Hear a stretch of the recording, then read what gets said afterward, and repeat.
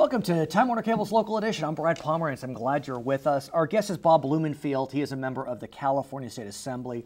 And sir, I remember, I think it was back in March, I think it was 49 states got together and entered into a settlement with some major banks dealing with the foreclosure crisis. A $25 billion fund was set up. In connection with that, California passed its own legislation. It's really groundbreaking in many ways. Why don't you tell us about the California Homeowners Bill of Rights? Yeah, it's an important and necessary follow-on to the overall settlement, of which California has $18 billion of that overall settlement. That's a good chunk of change. It's a good chunk of change, but... And who does that go to, by the way? Do you know? It's split up, but it's mostly directly assisting homeowners for... Right, foreclosure relief. Foreclosure relief in some cases and communities in other cases. But what it didn't do is it didn't have some of the legal underpinnings that were needed in order to help people in the foreclosure process. So let's talk about one of the biggest issues, I think, and that's what's known as dual tracking. Yeah. And that is the process whereby a homeowner may be dealing with one division of a bank to try to get mortgage relief while another division is still proceeding with foreclosure.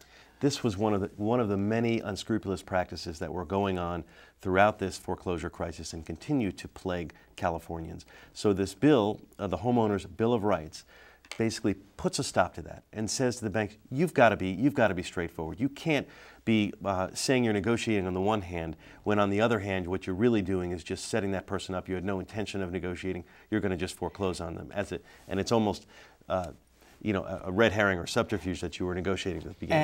And California becomes the first in the nation to prevent dual tracking. In connection with that element, there is also a provision in the bill, I understand, that deals with point of contact. That's another, there's about 5 or 6 really critical pieces. Point of contact. One of the things so many people complained about is they call their bank up. The bank says, oh, send me all these documents. They send them 50 pages. The next day, the next person they talk to has no knowledge of the information. And they end up, because of this kind of games, they end up losing their home, and it's so frustrating. Another big frustration this series of package puts out is people, they get foreclosed on, and they're asking the bank, why? What was the reason that you did this? And they never get an answer. The Homeowners Bill of Rights forces an answer and says you've got to say to the lender why you're not why you're foreclosing on At them. the same time, the bill precludes what's known as robo-signing. Explain that. I don't know that we all understand why that's critical. Robo-signing is when a creditor basically records a mortgage document without actually verifying it. It's the equivalent of a rubber stamp. And this has been happening. So many homeowners were lost their homes, and they may have had the banks may not have had the right documents. They shouldn't have been foreclosed upon.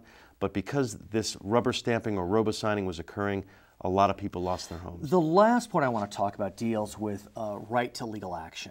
Yeah. And it is the more controversial provision in this bill. And it allows a homeowner to sue a bank for what they perceive to be an inappropriate foreclosure. There are concerns that this will increase needless and frivolous litigation. Let me be clear, what the bill allows, I wish it went that far. It doesn't quite go that far. It says if there's a significant or material violation of the law, they can sue on that. And then the banks, they're going to also have the ability to fix that before they get sued. So they have to be notified of it and they don't take action. So you're convinced that this is a balanced approach? Not only am I convinced it's a balanced approach, you know, I might even go further. But I think this is a legitimate compromise approach. It is a basic homeowner bill of rights. It does some really good things. When does the bill go into effect in our final moments? If I had a magic wand, I would make this go even further. But I think it's really good what we have. It goes into effect January 1st of this year. He's Bob Blumenfield. I'm Brad Pomerance. Thanks for watching Time Warner Cable's Local Edition.